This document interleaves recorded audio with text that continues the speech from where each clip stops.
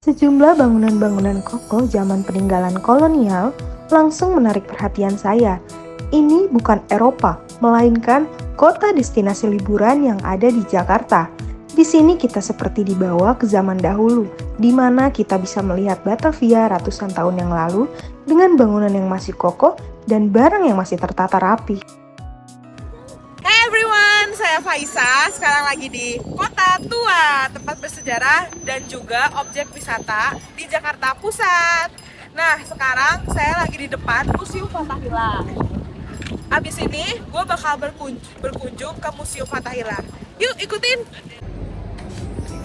Museum Fathahillah memiliki nama resmi yaitu Museum Sejarah Jakarta, sebuah museum yang terletak di Jalan Taman Fathahillah nomor 1, Jakarta Barat dengan luas lebih dari 1.300 meter persegi. Bangunan ini dahulu merupakan Balai Kota Batavia atau dalam bahasa Belanda disebut Stadhuis van Batavia yang dibangun pada tahun 1707 sampai 1710 atas perintah Gubernur Jenderal Johan van Horn. Bangunan ini menyerupai Istana Dam di Amsterdam, terdiri atas bangunan utama dengan dua sayap di bagian timur dan barat, serta bangunan sanding yang digunakan sebagai kantor, ruang pengadilan, dan ruang-ruang bawah tanah yang dipakai sebagai penjara. Pada tanggal 30 Maret 1974, bangunan ini kemudian diresmikan oleh Bapak Ali Sadikin sebagai Museum Sejarah Jakarta.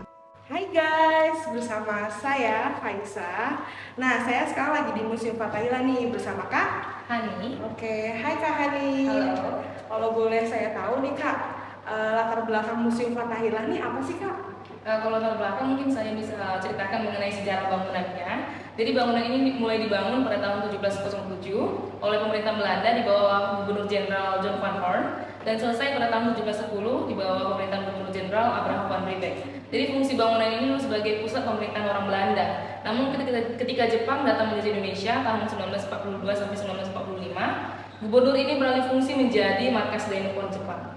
Oke, baik. Nah, kalau boleh tahu nih Kak, peninggalan yang ikonik yang paling dicari di turis kita di sini nih apa aja sih Kak? Oh iya, paling orang tertarik datang ke museum ini untuk mengetahui penjara bawah tanah. Jadi bangunan ini memiliki 5 penjara bawah tanah bagi laki-laki. Oke, baik. Kak, kalau boleh saya tanya nih Kak, kan bentuk Museum Fathahillah ini kan di atasnya kayak ada lonceng.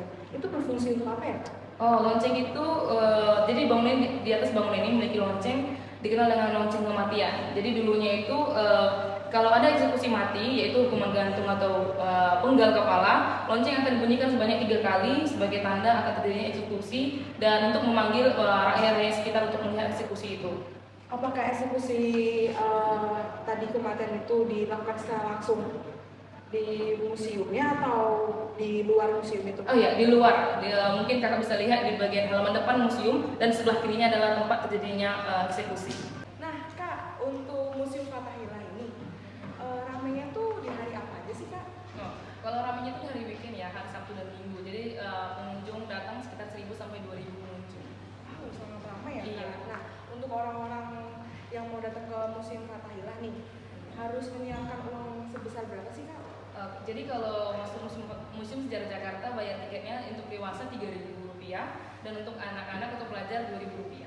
Oke, sangat terjangkau ya Kak? Iya. Oke, baiklah. Terima kasih Kak Fani. Iya. Museum yang populer ini terletak di kawasan Kota Tua Jakarta yang menyediakan berbagai fasilitas untuk hiburan para pengunjung.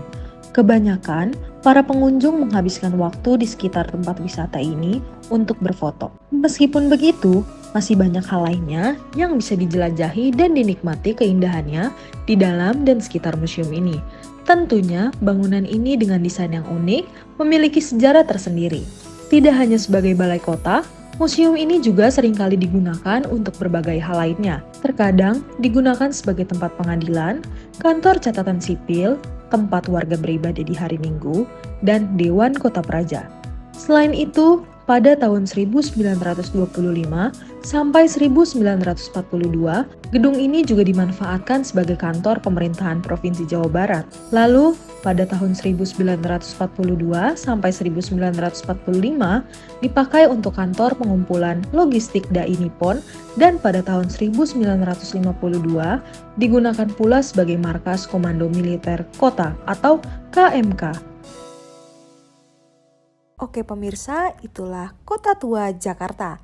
Baiklah, saya akhiri perjumpaan kita kali ini dan sampai jumpa.